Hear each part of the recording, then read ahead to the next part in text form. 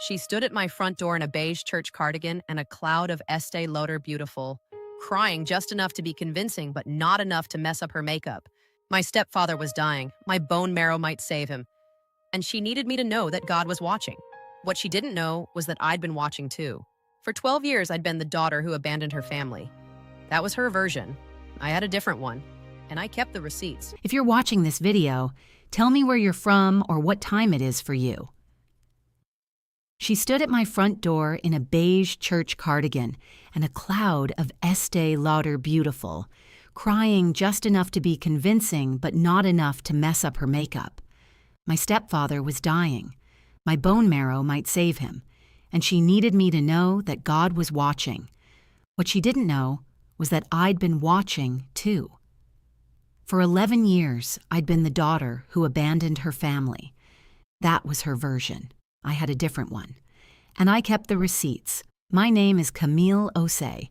I'm 28 years old. I'm an ER nurse at Covenant Regional, and I own a small 3-bedroom house with a chain-link fence and a porch swing that I have never once actually sat on, because I am always either leaving for a shift or coming back from one. That is my life. It is a good life. I built it myself. 3 weeks before this story starts, I pulled a 12-hour shift, 2 codes, a combative patient, and a new admit who reminded me of my grandmother so much I had to step into the supply closet and breathe for a minute. I was still in my scrubs when the doorbell rang. My hair was up. There was a coffee stain on my collar. I figured it was a delivery. I opened the door and my mother was standing on my porch. She looked smaller than I remembered. Her hair was shorter, streaked with gray she would never have tolerated 10 years ago. Her hands were twisted together at the waist. "Camille," she said, just my name, like she was checking whether it still worked. I didn't say anything. I waited. "Marcus is sick," she said. "Leukemia. He needs a bone marrow transplant, and you're the only possible match in the family." I counted to 5 in my head. Then I said, "Did you bring the same bag you packed my clothes in when you put me out at 17? Her face went white, not flushed, white. Like the blood just evacuated all at once. I said, "Come inside. I have something to show you." She stepped through the door slowly, the way a person moves when they're not sure if it's a trap. She wasn't entirely wrong to be cautious, but it wasn't a trap. It was just the truth. And the truth had been sitting in my house for years, waiting for someone to ask. I led her past the kitchen, past Dottie's hand-painted sign above the stove, the one that says, "You are home," and into the living room. The wall across from the couch is covered in frames, not decorative frames, evidence frames. My GED certificate from the Ashford Learning Center, class of 2013, my CNA license, my RN diploma from Covenant Community College, the one I earned working nights while taking class days, barely sleeping, running on Dottie's cooking and spite, my ER charge nurse certification, the Covenant Regional Employee of the Year plaque from 2024, birthday photos at 20, 22, 24, 27, holiday dinners, graduation ceremonies, Dottie in every single one, my mother in none. Loretta stood in front of that wall for a long time. She was quiet. Her eyes moved from frame to frame slowly, like she was looking for herself in them and couldn't find where she went. Finally, she said, "You've done well for yourself." I said, "I did it without you?" She sat on the edge of my couch like she was afraid to leave a mark. She kept looking at the photos, then looking away, then back. I waited. "Tell me the real reason you're here," I said. "All of it." She folded her hands in her lap and told me. "Marcus was diagnosed 8 months ago, acute myeloid leukemia. The chemo wasn't working. His oncologist recommended a bone marrow transplant as the best option. The insurance had lapsed. They'd missed payments during what she called a rough patch. The house was in foreclosure. They'd been running on credit for months. The transplant could run anywhere from $300,000 to $500,000. I let that number sit between us. "So you need my bone marrow and my money," I said. I need my daughter. I looked at her. No, Mom. If you needed your daughter, you would have opened the letter I sent when I was 18. You would have picked up when I called at 21. You didn't need me for 11 years. You need something from me now. There is a difference. She started crying. Quiet, controlled, the kind of tears she had been perfecting since before I was born. What happened to Grandma Essie's college fund? Did Marcus ever pay it back? She looked at the carpet. I walked her to the door. I'll think about the medical side, I told her. Don't call me. I'll call you. She nodded. She left. I closed the door and leaned against it, looking across the room at the manila folder on the bookshelf. Dottie put it there the day I moved in. I hadn't opened it in years. I didn't open it that night either. But I noticed it was still there. Let me take you back. November 2013. I'm 17 years old and I'm sitting at the kitchen table on a Thursday night with a bank statement I found while looking through a file box for my Social Security card for a school project. My grandmother, my father's mother, Grandma Essie, opened a savings account the day I was born. She put in $25 that first week from her retirement check. From then on, she deposited every birthday card, every Christmas 20, every spare dollar she had. When she passed away when I was 12, that account held $13,460.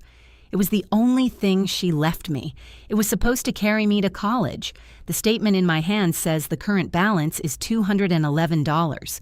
I read it 3 times. $211 from $13,400. My hands are cold. Marcus walks in from the garage. Still in his work boots, tracking mud across the floor my mother had just mopped. I hold up the paper. What happened to my college fund? He freezes mid-step. His eyes go to the paper, then to me, then toward the hallway where my mother is folding laundry. You went through my things, he says. It's my account. Grandma Essie started it for me. He walks over and takes the paper out of my hand. Not a snatch, not a grab. Just takes it like it was already his. That's none of your business, he says. My mother appears in the doorway. She's holding a towel in both hands, wringing it. She won't look at me. Mom, did you know about this? She doesn't answer. She looks at Marcus. He gives her the smallest head shake. Barely emotion, more like a thought. And I see it. Presley, just let it go. Marcus is handling it. Marcus steps closer. His voice drops to that particular register that men use when they want you to feel small. You want to blow up this family over money? Is that what you want? I am 17 years old sitting at my own kitchen table, and the 2 adults who are supposed to protect me are looking at me like I am the problem. I carry that feeling for the next 11 years. It goes everywhere with me. It happens fast after that. Marcus goes upstairs. I hear drawers opening. My mother follows him. Urgent whispering, hissing, words I can't quite make out through the ceiling. I sit at the table still holding nothing because Marcus took the statement from my hand. 14 minutes later, he comes downstairs with my blue duffel bag. He packed it himself. I can tell because a sleeve of my hoodie is sticking out of the zipper and the zipper itself is barely closed. He drops it at my feet. Pack whatever else you need, he says. 5 minutes. I look at my mother. She's standing on the second stair from the bottom, one hand on the railing, crying, but not moving. Mom, are you serious right now? She says, you always make everything harder than it has to be. I replay that sentence 10,000 times over the next decade. I still know exactly how it sounded. Marcus grabs my right wrist. Not hard enough to break anything, hard enough to leave a mark. He walks me toward the door. The front door opens. Cold air comes in. November in North Carolina, 36 degrees. He sets the duffel on the porch. I step out because I don't know what else to do. I'm 17. The door closes. I hear the deadbolt, then the chain. Then the porch light goes off. I knock. Nothing. I knock harder. Gerald's voice from inside. I said, get. I pick up the duffel bag and walk down the porch steps. The wheel catches on the sidewalk crack. Across the street, Mrs. Elaine Booker's front door opens. She's in her housecoat, squinting into the dark. "Camille, sweetheart, is that you?" Her voice cracks, and so do I. Mrs. Elaine Booker has lived in the blue house across from my mother's house for 30 years. She taught Sunday school at Cornerstone Baptist until her knees gave her trouble. She keeps a spare key to half the houses on the block because people trust her with things they don't trust anyone else with. She wrapped a quilt around my shoulders and sat me at her kitchen table and put the kettle on without asking. Then she looked at my wrist. There was already a ring of bruise forming where Marcus had gripped it. "We're going to the emergency room first," she said, not a question. She called Dottie from her landline. "Ruth, this is Elaine. You need to come get your niece right now." She pauses, listens. "Right now, honey." They put her out. At Covenant Regional, a nurse photographed my wrist, documented the bruising, asked if I felt safe. I said I didn't know. They gave me an ice pack and a discharge summary. I was patient 39, a 17-year-old girl with a wrist contusion and no parent or guardian in the waiting room. Elaine sat with me the whole time. She didn't talk much. She just stayed. Dottie arrived at midnight. She drove 2.5 hours from Lakeview, still in the sweatshirt she sleeps in. She didn't say much either. She just wrapped her arms around me and held on until I stopped shaking. That was enough. In the car on the dark highway heading east, she asked, "Do you want me to call the police?" I said, "No. I'm scared I'll end up in the system. I just want to stay with you." She nodded and gripped the steering wheel tighter. The next morning, Dottie drove back alone. She walked into my mother's house, collected the rest of my things, and told Loretta, "From this day forward, you do not have a sister." She never told me everything Loretta said that morning, but she came home with a manila envelope. Inside, the hospital discharge summary, photographs of my wrist, a printed screenshot of the college account balance, $211, with a timestamp, and a receipt from the BP station on Highway 12, time-stamped 11:47 the night I was put out. She had filled up her tank on the way to get me. She tucked the envelope into her filing cabinet. "I'm keeping this," she said. "You'll need it someday." I didn't understand what she meant. I was 17 and I was tired, and I just wanted to sleep in a bed. I didn't think about it again for 11 years.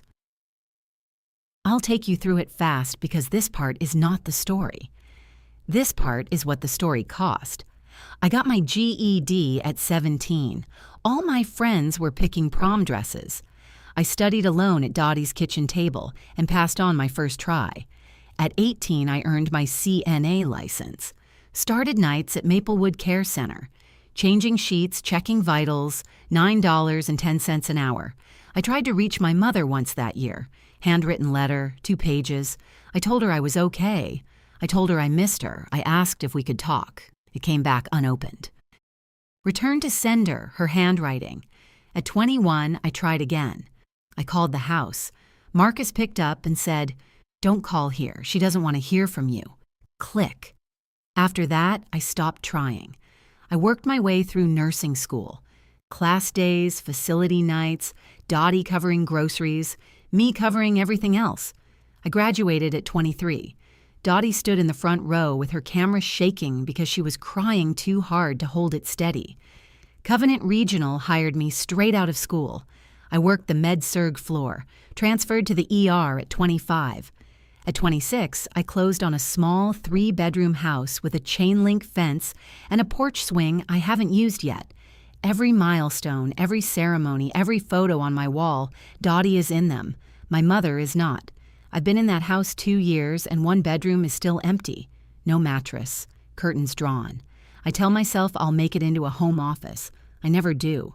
I don't think about why, not consciously, not yet. 2 days after Loretta's visit, my phone started ringing. The first call was from a number I didn't recognize. A woman's voice, warm, rehearsed. "Hi, is this Camille? My name is Sandra. I go to Cornerstone Baptist with your mother. She told us what Marcus is going through, and I just wanted to say we're all lifting your family up. I hope you'll find it in your heart to reach out." I hung up without responding. The second call, came an hour later. A man this time. Camille, this is Deacon Willis. Your mother is a wonderful woman going through something terrible. I'm sure whatever happened between you two, you can work through it. Marcus is very sick. I know you'd want to be there for... I hung up. By that evening, I had received 5 calls, 3 voicemails, and a Facebook message from a woman I went to middle school with. Heard about your stepdad, so sorry.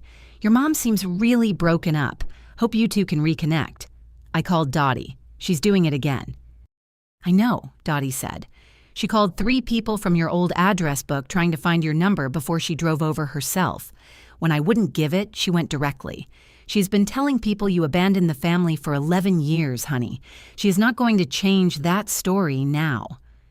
I sat on my porch in the dark, phone in my lap. I thought about how easy it is to become the villain in someone else's life. You don't have to do a single thing wrong. You just have to be the one who isn't there to defend yourself. I went back inside and looked at the folder on the bookshelf. Still there. The calls kept coming. A woman from the neighborhood where I grew up. A man claiming to be a distant cousin I'd never met. Someone who said Loretta had approached them at a community board meeting. Then on Tuesday, my charge nurse peeked into room 212 while I was checking a post-op patient's vitals. "Camille," she said. "There's a woman at the front desk. She says she's your mother." My stomach dropped. I finished with the patient, washed my hands, and walked out. Loretta was sitting in one of the blue vinyl lobby chairs with a tissue in her hand and her eyes already pink. 2 nurses at the check-in desk were watching her with that soft, concerned look people give to someone they've decided is the victim. She was already performing. "Mom, what are you doing here?" "I wouldn't have to come here if you'd answer your phone," she said. Her voice was small and wounded and perfectly calibrated for an audience. I kept my voice level. "Come with me." I walked her to an empty consultation room and shut the door.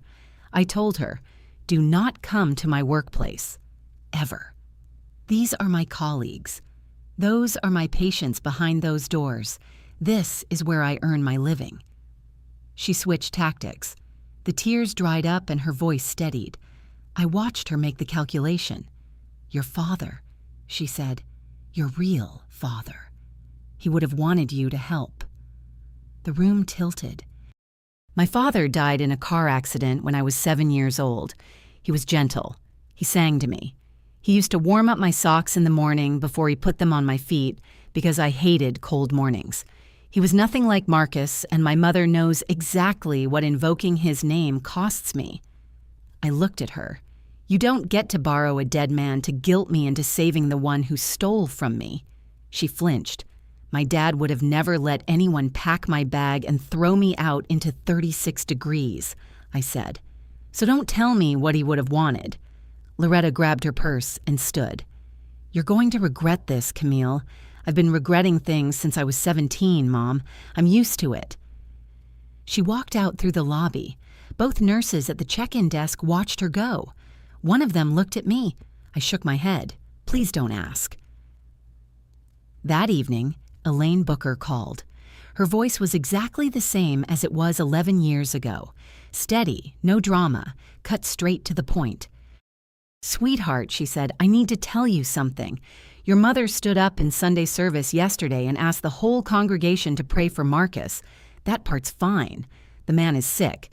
But then she said, and I'm quoting as best I can, 'Please pray for my daughter Camille, that she'll find it in her heart to come home and help her family.'" I gripped the phone. "She made it sound like you were the one who left, Camille, like you walked out on them." I sat in that pew, and I wanted to stand up and correct her right then. I held my tongue. I'm 73 years old, and I'm still holding my tongue for that woman. "Mrs. Elaine," I said, "you were on your porch that night. You saw what happened." "I drove you to the emergency room," she said. "I kept the paper they gave you. I wrote my own statement down 9 days later, and I got it notarized because I knew one day someone was going to say something that wasn't true, and I wanted to have something that couldn't be argued with." She paused. "You tell me where you need me," she said. "I'll be there." I set the phone down and looked across the room at the folder on the bookshelf. 11 years of truth sitting in a manila envelope. I was starting to think it was time to let it breathe. The next day at the hospital, I mentioned the situation in passing to Dr. Adrienne Okafor. She's one of the physicians I work most closely with, and she's one of those people who asks one question and it cuts through everything. She asked, "Has anyone confirmed you're actually an HLA match?" I stopped. She walked me through it. HLA typing is what determines bone marrow compatibility, not blood type. Blood type and HLA are completely separate systems. You can share a blood type with someone and still have zero compatibility for a marrow donation. Between half-siblings who have different fathers but the same mother, the probability of an HLA match is around 25%, sometimes lower. "If I'm not an HLA match," she said, "there's no procedure. There's nothing to donate. The National Bone Marrow Registry exists precisely for situations like this, and bone marrow donation is always voluntary. No court order, no family pressure, no moral argument changes that. A donor can withdraw consent any time before the procedure begins." I nodded slowly. She looked at me. "Camille, whatever is happening, you do not owe anyone your body. That is not how medicine works." I thanked her. I walked back out into the corridor, past the nurses' station, past the rooms full of people who were genuinely sick and in genuine need. My mother had been calling this whole community to action. She had positioned me as the only possible hope. She had never once confirmed whether I was actually a match. She assumed, because assuming was easier than asking. Dottie drove down Friday evening with a duffel bag, a casserole, and a folder of her own. We sat at my kitchen table, the same table where I study, eat, plan my shifts, apparently also prepare to face a decade of lies. And she spread the papers between us. Public records, she said, court filings. All of this is available to anyone who walks into the county courthouse. She slid 3 pages across the table. Marcus, civil judgment 2017 owed $41,000 to a casino. Credit default 2020, $17,000. And the third, she tapped it. A lien on the Ridgemont property filed 8 months ago. He owes the bank more than the house is worth. I looked at the numbers. "This isn't a rough patch," Dottie said. "This is a pattern. He's been gambling since before he married your mother. The college fund was the first thing he emptied. It was not the last." She leaned back. "And your mother called me before she came to you. 3 weeks ago. I told her, no, I won't be part of this. She said, if you won't help, I'll go to Camille myself." That wasn't a request. I pushed the papers across the table. So the marrow is the hook. The money is the play. Dottie nodded. She's been doing this for 20 years. She finds the softest person available, and she tells a story that makes it their responsibility to save her. She found churches, neighbors, the PTA, the entire ladies' ministry. Everyone believed her. I looked at her. "Not everyone," I said. "Not you. Not Mrs. Elaine." Dottie reached across the table and squeezed my hand. "So," she said, "what's the plan for Saturday?" I didn't sleep much. I sat in the living room with the lights off and the 2 folders on the coffee table. The original one with the hospital discharge summary and Mrs. Elaine's statement. Dottie's with the court filings. 11 years of documented truth stacked in 30 pages of paper. I ran a sentence through my head over and over until I believed it. I don't want revenge. I really don't. I want something different. I want the truth to exist outside of my own house. I want it to be heard by the same people who heard my mother's version, not because I need their validation. I stopped needing that somewhere around age 22, but because Loretta is going to stand on that stage tomorrow and tell 140 people that her daughter abandoned her, and I am the only person in the world who knows that's a lie, and I am tired of being the only person. That's the difference between revenge and truth. Revenge is about making someone hurt. Truth is about making something real. I decided I was going to the fundraiser, not to prosecute Marcus's gambling debts, not to burn the room down, just to correct one specific lie that had been circulating for 11 years. I did not leave. I was put out. I'm going to say that in front of the people who were told the other version, and I'm going to have proof. Saturday morning, I called Mrs. Elaine. "Are you going to the fundraiser?" "Wouldn't miss it, dear. If my mother gets on that stage and tells her version, the one where I walked away from my family, I'm going to need you there." "Camille," she said, "I have been sitting on that notarized statement for 11 years waiting for someone to ask me that question. I'm not planning a scene," I told her. "I'm not there to ambush her. But if she turns that microphone into a weapon, I need a witness who was actually there that night." "I'll be in the third row," Elaine said, "and I will have that statement in my purse." I showered. I blow-dried my hair. First time since my last job interview. I put on a white blouse, dark slacks, the kind of outfit you wear when you want people to take you seriously. Not threatening, just serious. Dottie was already in the kitchen, dressed and ready, holding a coffee out for me. "You sure about this?" she asked. I'm sure that if she lies again in front of that room, I am not staying quiet this time. "Good enough for me," she said. I picked up the folder, the ER records and Elaine's statement, not the court documents, and set it in my bag. I wasn't there to prosecute Marcus's finances. I was there to correct one thing. I didn't leave. I was put out. That's all. Cornerstone Baptist hasn't changed. Same white clapboard siding, same gravel parking lot, same hand-lettered wooden sign out front. I used to memorize that sign every Sunday morning when my father drove us here, back when we were still a family that did things like that together. Inside, folding tables lined both walls, baked goods on the left, silent auction items on the right, a small stage at the front with a podium and a microphone stand, a banner overhead, Community Hope Fundraiser, painted in blue letters, slightly uneven, the kind of thing someone did with love and not quite enough patience. About 140 people.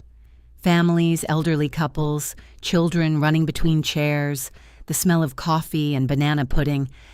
I walked through the door and the room shifted. Not all at once, in small pockets. A woman near the entrance leaned to the woman beside her. A man at the coffee table turned his head. Whispers spread like small fires in dry grass. Mrs. Hargrove, who taught my vacation Bible school class 23 years ago, approached with open arms. "Oh, honey, your mother said you might come. It's so good to see you." Her voice was warm and genuine, and her eyes were measuring me at the same time. "Thank you, Mrs. Hargrove." I scanned the room. Loretta was in the front row next to Pastor Deshaun Whitmore. She had on a navy dress and a gold cross necklace I'd never seen. She looked composed, ready, like someone who had already decided how this morning would go. Elaine was in the third row exactly where she said she'd be.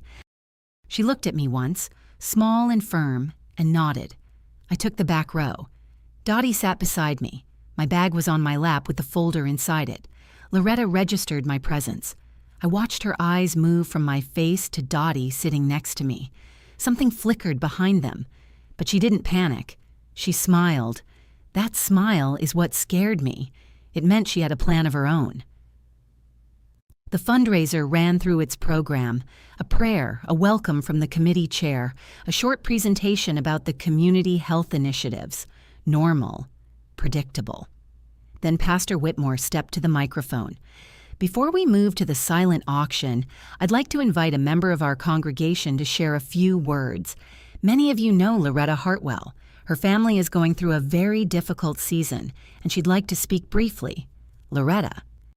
Loretta stood, smoothed her dress, walked to the podium with the kind of measured, practiced grace that only comes from a long time of performing.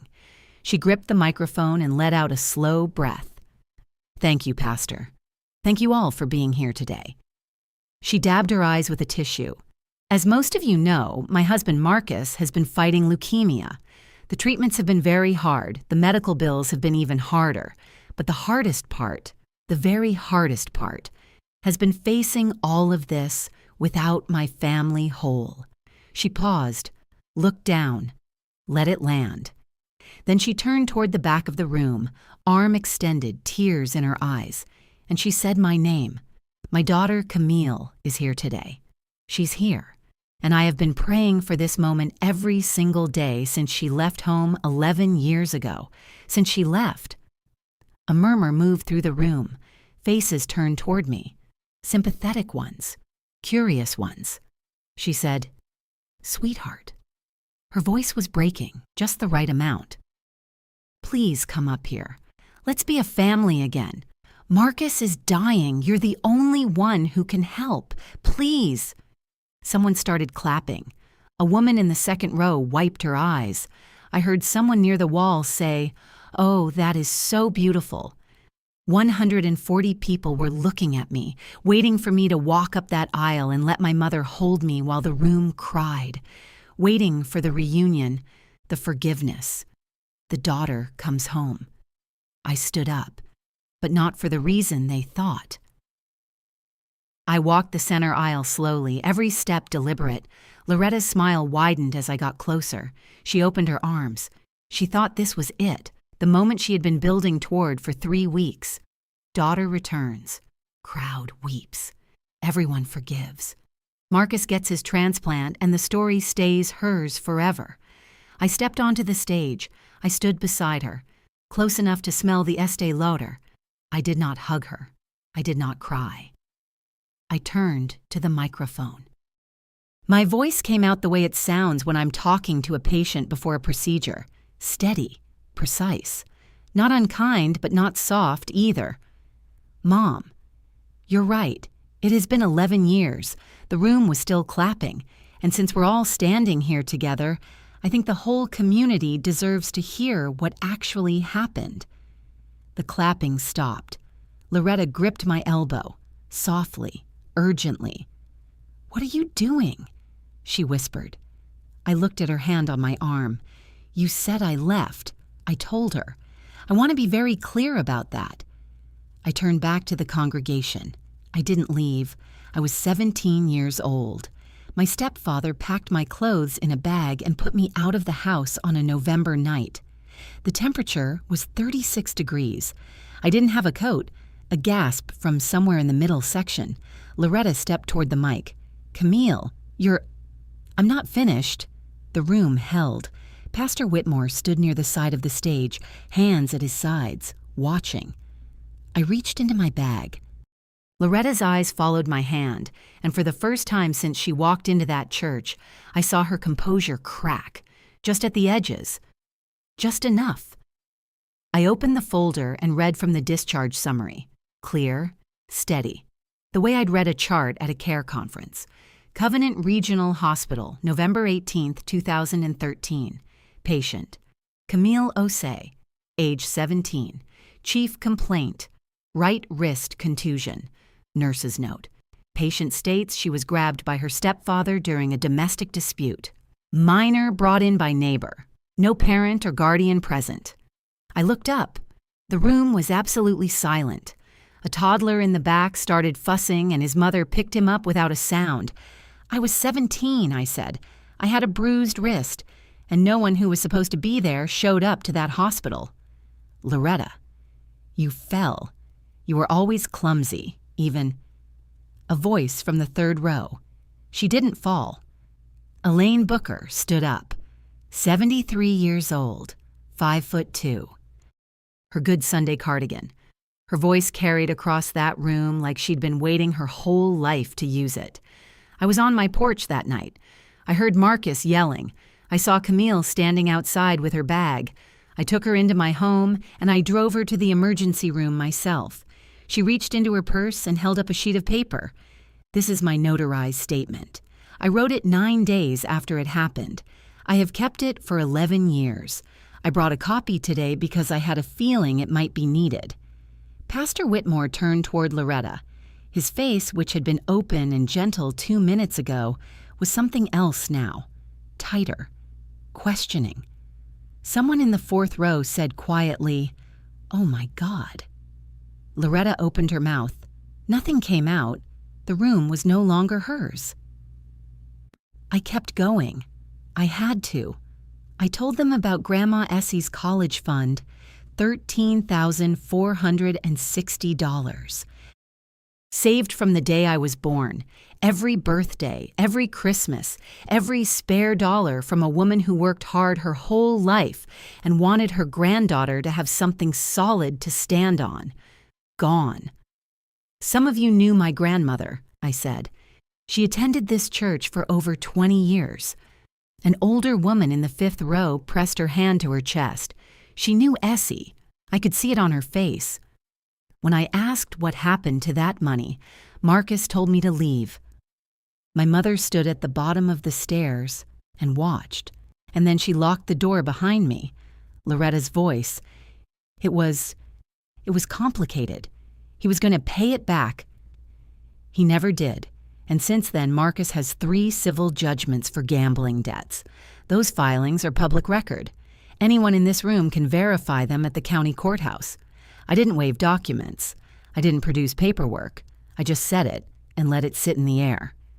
Near the side wall, a man in his 50s, Henry Briscoe, who works at the county recorder's office, glasses on a chain, nodded once. I'm familiar with those filings. Simple. No drama. Just confirmation. The energy in the room shifted like weather changing. People who had been looking at me with suspicion 15 minutes ago were looking at Loretta now. She was gripping the edge of the podium. Her knuckles had gone white. The tissue in her other hand was balled into nothing. I took a breath. Almost done. I didn't come here today to humiliate anyone, I said. I came because my mother stood on this stage and told a version of my life that isn't true, and I have the right to correct it. I turned and looked at her directly. The microphone picked everything up. You told everyone I left, Mom, so let me ask you in front of everyone. Did you come find me because you missed me, or because you need my body and my money? The room went still. Someone coughed. A folding chair scraped the floor. Loretta sat down in the front row chair behind her like her legs made the decision before she did. She pressed the tissue to her mouth. On the wall behind the stage, a laptop was projecting a video call. Marcus, participating remotely from his hospital bed. He'd been on screen for the whole event. Gaunt, gray, watching from his pillow. The moment I asked that question, his camera clicked off. Just a black rectangle with his name. Loretta whispered something. But the microphone was still live, and the room heard every word. "You're being cruel," she said. I took one step toward the mic. Cruel is packing a 17-year-old's clothes and putting her out into a November night. Cruel is 11 years of pretending she doesn't exist. Cruel is standing in front of a church and calling it love when you only came back because you ran out of options. I paused. This isn't cruel, Mom. This is just the truth, and it's the first time this room has heard it. A woman 2 rows back stood and walked toward the side aisle. Not toward us, just away, like she needed air. A teenager near the back had her hand over her mouth. Pastor Whitmore was very still, his Bible closed against his chest. Before I stepped back from that microphone, there was one more thing. Actually, Mom, I've never been tested. She looked at me. You told this congregation I'm the only one who can save Marcus, but you assumed I was a match because we share a blood type. That is not how bone marrow compatibility works. I looked out at the room. Some people knew this, most didn't. HLA typing. That's what determines whether someone can donate bone marrow. A shared blood type is almost meaningless. Between half-siblings with different fathers, which is what Marcus and I are, not even that, actually, he is nothing to me biologically at all, the match probability is around 25%, sometimes lower. I turned back to Loretta. Which doctor confirmed I was a match? Her mouth opened, closed, opened again. Because I am a registered nurse. I work in a hospital. I know exactly how this process works, and you never tested me. You never even asked. You assumed because assuming was easier than asking. The man near the aisle shook his head slowly. A woman behind him leaned to her neighbor and said something I couldn't hear. Loretta had nothing left. No tears, no medical crisis, no guilt to weaponize. "You didn't come to me because I was a match," I said. "You came to me because I was the easiest person to pressure, and I am done being that person." I stepped back from the microphone. "I want to be clear about one thing," I said to the room. "I'm not refusing to be tested out of spite. If there is a legitimate clinical need and an actual HLA match is confirmed, I will consider it, through proper medical channels, with my own doctor, on my terms." I looked at Loretta. "But I will not give money. Marcus's gambling debts are not my responsibility. They weren't when I was 17, and they are not now." She flinched. "And you are not welcome at my home, my workplace, or my life until you can tell the truth. Not I wish things had been different. The actual truth." I put my 17-year-old daughter out of my house in the cold because she caught my husband stealing from her. When you can say those exact words, we can have a conversation. I stepped off the stage. Then from the back of the room, familiar, shaking, I raised this girl since she was 17 years old, Dottie, standing in the last row, purse clutched to her chest, chin trembling but jaw set firm. I'm her aunt.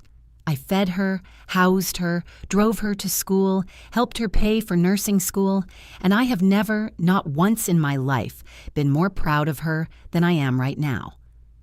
The room was silent. Then someone started clapping, then a few more, then most of the room, rising in patches. I didn't wait for it. I was already walking toward the door. In the hallway, I leaned against the wall and closed my eyes. My hands were shaking. The adrenaline was leaving, and my body was just now catching up to everything that had happened. My ears were ringing. My throat was dry. Dottie reached me first. She didn't say anything. She just put her arm around my shoulders and stood there with me until my hands steadied. Then people started coming out. Mrs. Hargrove was first. Her face was different now, softer. She stopped in front of me, and the measuring look she'd had when I walked in was completely gone. "Camille," she said, "I owe you an apology. I should have known better than to hear one side of a story and decide I knew the whole picture." "I'm sorry." I nodded. "Thank you, Mrs. Hargrove." Henry Briscoe shook my hand. His grip was firm and steady. "If you ever need documentation on those public filings, you have my number."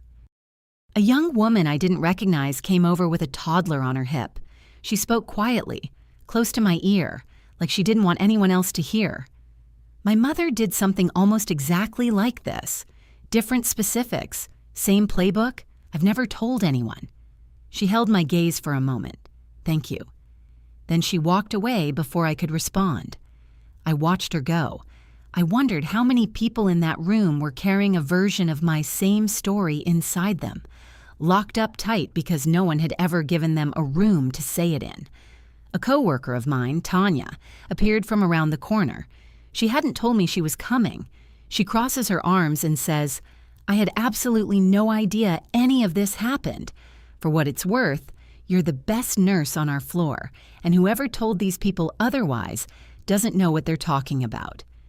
I didn't know whether to laugh or cry, so I did a little of both. Dottie squeezed my shoulder. "Ready?" I looked back through the doorway into the sanctuary. Loretta was sitting alone in the front row, her purse in her lap, hands folded, no one beside her, no one approaching. She was staring at the floor. I felt something. I won't call it pity, and I won't call it satisfaction. It was more like recognition. The understanding that my mother had spent so many years choosing fear over truth, that there was nothing left now but the version of the story she couldn't keep selling. I turned away. We walked out into the parking lot. The following week moved through town the way things do in a small community, through coffee shop conversations, parking lot whispers, and church phone trees. Pastor Whitmore called me on Wednesday. His voice was measured and careful. He He told me the fundraiser had collected about $9,000. The committee voted to hold the funds in escrow until they could verify Marcus's actual medical expenses through the hospital directly. They weren't comfortable releasing the money based on what they now knew about the full picture. Several members had withdrawn their pledged contributions. Not out of malice, he said, a trust issue. He told me one more thing. Loretta had been asked to step back from the planning committee temporarily while things settled. I closed my eyes when he said it. I didn't feel like I'd won anything. I felt tired in a way that I don't have a clean name for. Around town, the story reshaped itself. I heard it in pieces through Dottie's network. Did you hear about the Osei girl? Turns out she didn't run away. That Hartwell man. I always thought something was off. Wasn't her grandmother a member here? Essie Osei? Lovely woman. One of the deacon's wives mentioned that Loretta had borrowed $4,000 from her 2 years ago. Said it was for home repairs. Now she wasn't sure what it had actually been for. The dominoes kept falling. I hadn't pushed them. I just told the truth, and the lies couldn't hold their own weight anymore. At work, nothing changed. That's the part I was most grateful for. Same patients, same rhythms, same 6 a.m. handoffs where I grip a coffee and listen to the night nurse run through vitals. Dr. Okafor caught me after rounds on Thursday. She didn't bring up the church. She said, "Good week?" I said, "Getting there." She nodded and went back to her charts. That was enough. 2 days later, something happened I didn't expect. Mrs. Delphine Carter, 71 years old, congestive heart failure, one of my repeat patients, was back on my floor. I'd cared for her 4 times that year. She was sharp and funny and quietly devastated by the fact that her daughter hadn't spoken to her in 6 years. She mentioned it every visit. I was adjusting her IV line when she reached out and held my hand. "Camille," she said. "My friend Dorothy was at that church event. She told me what happened." I tensed. "Let me finish," she said. "My daughter Naomi. She cut contact with me 6 years ago. I have told anyone who would listen that she was ungrateful, that she abandoned me, that I did nothing wrong." Her eyes were wet. "After what Dorothy told me, after hearing your story, I called Naomi's number for the first time in 3 years. I didn't get through, but I left a message, and for the first time, I didn't say I miss you. I said, 'I'm sorry. Tell me what I did. I'm ready to listen.' My throat closed. I squeezed her hand. 'Mrs. Carter, that is the bravest thing you have done in this hospital this whole year.' 'Braver than any surgery,' she said, and laughed through her tears. 2 months after that, I heard from Ruth through the courthouse network. Marcus found a bone marrow donor through the National Registry, a 24-year-old man from Georgia named Devin, a stranger who had signed up years ago because he wanted to help someone he would never meet, not because a mother showed up at his door crying. The transplant went through. Marcus survived. The house on Ridgemont Lane did not. The bank foreclosed in December. Loretta and Marcus moved into a 2-bedroom apartment on the east side of town. I drove past the old house once, just once, on a Tuesday, when I had no good reason to be on that road, and I knew it. The for sale sign was already up. The porch light was off. I didn't feel satisfied. I didn't feel guilty. I felt something lighter than both. Untethered from an outcome I had been carrying around as if it belonged to me when it never did. Gerald is alive. Good. I didn't want him to die. I just didn't want to be the reason he lived, because that would have handed my mother a leash she would never have let go. Loretta has not contacted me since the fundraiser. No calls, no letters, no church intermediaries. Nothing. It's the same silence as the last 11 years, but it reads differently now. Before, her silence meant I didn't exist. Now it means she doesn't have an audience anymore. I started therapy in September, not because I broke down, because I wanted to understand why I still flinch when the phone rings from an unknown number. My therapist, Dr. Yolanda Pierce, asked me once what I was protecting myself from. I said, from needing someone who doesn't want me. We're working on that. 3 months after the fundraiser, I stood in the doorway of the empty bedroom. It was exactly as it had been since the day I moved in. Bare frame, no mattress, curtains drawn. The air smelled like a room that had been holding its breath. I had walked past this door 1,000 times. I told myself I'd make it into a home office, a craft room, extra storage. I had a dozen practical excuses, but the truth was simpler than any of them. I had kept this room empty because somewhere buried so deep I couldn't see it, I was saving it. For the version of my mother who might one day knock on my door with an actual apology instead of an agenda. She did knock. She brought a demand. I walked into the room. I pulled the curtains open. Afternoon light came in, warm, golden, the kind that makes dust float like tiny stars. I picked up my phone and called Dottie. "Hey, I want to turn the spare room into a reading room. Would you help me pick out a bookshelf?" She went quiet for exactly 1 second. "I thought you'd never ask," she said. "There's an estate sale in Lakeview next Saturday. I saw a solid oak shelf." That Saturday, Dottie and I hauled a 6-foot oak bookshelf up my stairs, scraping the wall twice, laughing so hard I had to put my end down. We set it up by the window. She found a beat-up leather armchair at the same sale and refused to leave without it. By Sunday evening, the room had shelves, a chair, a lamp, and a small stack of books Dottie had brought from her own collection. I sat in that chair and read until the sun went down. The room wasn't empty anymore, and neither was I. Now I'm 29. The reading room is my favorite place in the house. The oak shelf is already half full. Paperbacks from the library sale, old nursing textbooks I keep meaning to donate, a collection of short stories Dottie gave me for my birthday. On Saturdays, Dottie drives down for breakfast. Scrambled eggs, toast, coffee strong enough to strip paint. We sit at the kitchen table and talk about everything except the past, which is its own kind of healing. Elaine Booker stops by Tuesday afternoons with tea and whatever is happening in the neighborhood. Normal things, ordinary things.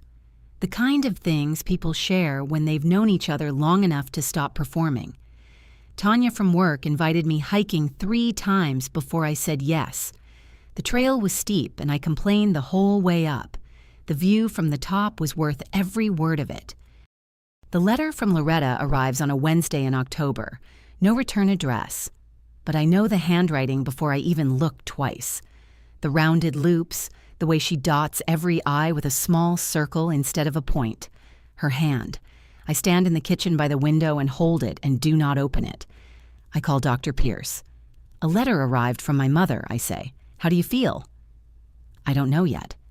That's why I'm calling. We talk for 20 minutes. She doesn't tell me to open it or throw it away. She says, "The question isn't whether to read it. The question is whether you're reading it because you're strong enough to handle what's inside, or because you're still hoping she'll finally say the thing you've been waiting 11 years to hear." I sit with that for most of the day. At 9 that night, I open it. 2 pages. Loretta's handwriting, neater than usual, like she took her time. She writes about Marcus's recovery, the new apartment, missing the old house. She writes that she thinks about me more than I'd believe. She writes, "I wish things could have been different between us." I read it twice. She never says what she did. She never attaches the word sorry to a specific act. She doesn't write, "I let Marcus throw you out." She doesn't write, "I returned your letter unopened." She doesn't write, "I chose him over you every single time and stood at the bottom of my stairs and watched and locked the door." "I wish things could have been different" is not an apology. It's a weather report. It's something you say about traffic or bad luck or a rain that canceled the picnic. An apology names what you did. This didn't. I folded the letter carefully. I walked to the reading room. I slid it into the manila folder right behind the discharge summary and the photographs of my wrist and Elaine's notarized statement. Evidence. Just a different kind. I didn't write back. "I'm sitting in the reading room right now telling you this. The window is open. There's a breeze. The oak shelf is full enough now that I had to start a second row in front of the first. The manila folder is on the bottom shelf, closed. I didn't tell you this story so you'd hate my mother. I don't hate her. What I feel is more complicated than hate. It doesn't have a single clean name. Grief, maybe. For the mother I needed and the one I got. But here's what I want you to take with you when you leave this room. If someone put you out of their life and then came back when they needed something from you, look at the reason they returned. Not the tears, not the trembling hands, the reason. Because tears are free. Showing up with an apology you actually mean is the hard part. You do not owe anyone your body. You do not owe anyone your savings. You do not owe anyone your peace just because you share the same last name. DNA is not a debt. And if someone spent years telling a false version of your story to people you care about, you have every right to stand up and say, "That's not what happened." You don't need permission. You don't need to scream. You just need to be willing to say the truth out loud in a room full of people who were told something different. That's the hardest part. Not the anger, not the hurt. The quiet, steady courage it takes to say, "This is what actually happened. I can prove it, and I am done being the villain in someone else's version of my life." My mother wrote that she wished things had been different, but she could have made them different. She could have unlocked that door. She could have opened my letter. She could have answered the phone. She didn't. And that story, the one where she chose not to, that's not mine. That's hers. Forgiveness is a gift, and gifts are only meaningful when they're freely given, not extracted from someone standing at a podium with an audience watching. Sunday morning, reading room, second cup of coffee, a book I've been meaning to finish for 3 weeks. The sunlight comes in at that low autumn angle that turns everything warm and copper. The oak shelf casts a long shadow across the floor. My phone rings. Dottie. On my way. 15 minutes. I'm bringing muffins. Blueberry, obviously. See you soon. I set the phone down and walk to the front door. I open it. Not because someone is knocking, not because I have to, but because the air is cool and the street is quiet and I feel like letting the morning in. A few minutes later, Dottie's car pulls into the driveway. She gets out with a paper bag and her purse. Behind her, Elaine Booker's sedan parks at the curb.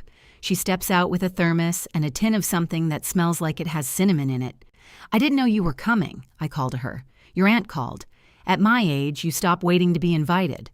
We gather in the kitchen. Muffins, tea, sunlight on the table. Nobody talks about the past. Nobody needs to. We're here. That's enough.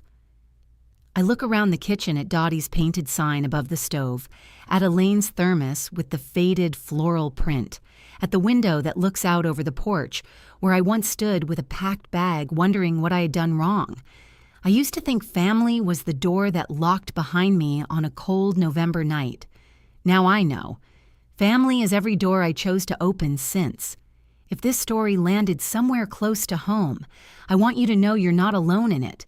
Whether you're the one who got put out or the one who's still learning how to heal, or even the one who did the locking and is finally starting to understand why your child walked away, there's room for all of it in this space. Drop a comment. Tell me your story, or just tell me where you're listening from. That's enough. If you haven't already, hit that like and subscribe. More stories like this one are coming, and you can find the next one in the description below. Take care of yourself. I'll see you in the next one.